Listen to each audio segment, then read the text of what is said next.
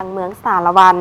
จัดพิธีมอบภาพโรงเรียนในการก่อสร้างและซ่อมแปลงและต่อเติมอาคารเรียน2 หลังมูลค่า282 ล้านกว่ากีบโดยได้รับทุนจากสมาคมการศึกษากีฬาเพื่อสุขภาพลาวสวิตเซอร์แลนด์พิธีดังกล่าวได้จัดขึ้นที่โรงเรียนประถมสมบูรณ์บ้านหลัก2เมืองสารวันโดยการเข้าร่วมของท่านสมใจอุ่นจิตของเจ้าแขวงสารวันท่านข่าวโพไซของประธานคณะกรรมการปกครองเมืองท่านR.O.S. เคซเลอร์ประธานสมาคมการศึกษากีฬาเพื่อสุขภาพลาวสวิตเซอร์แลนด์มีบรรดาภาคส่วนที่เกี่ยวข้องตลอดฮอดครูอาจารย์และน้องน้อยนักเรียนเข้าร่วมท่านวิเซนแก้วมณีห้องหัวหน้าห้องการศึกษาและกีฬาเมืองได้รายงานให้รู้ว่า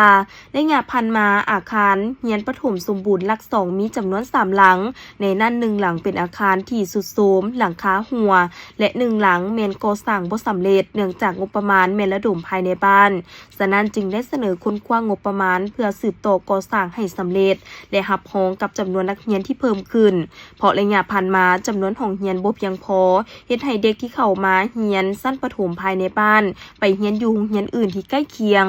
ดังนั้นภาครัฐจึงได้เห็นความสำคัญและได้เสนอมายังสมาคมการศึกษาและกีฬาเพื่อสุขภาพลาวสวิตเซอร์แลนด์เพื่อขอทุนการก่อสร้างอาคารเรียนดังกล่าว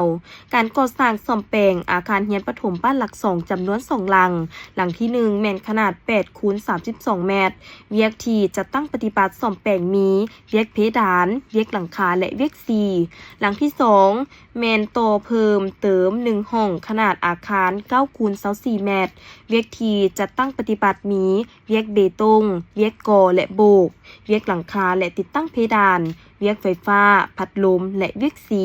รวมมูลค่าทั้งหมด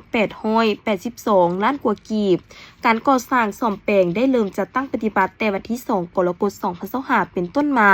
และได้สำเร็จในค่ำวันที่5 สิงหาคม 2025โรงเรียนประถมสมบูรณ์หลัก2มีครูสอนทั้งหมด6คนหญิง5คนมีนักเรียนแต่ป .1 หาป .5 จำนวน142คนหญิง71คนมีอาคารเรียน3หลังห้องเรียน13ห้อง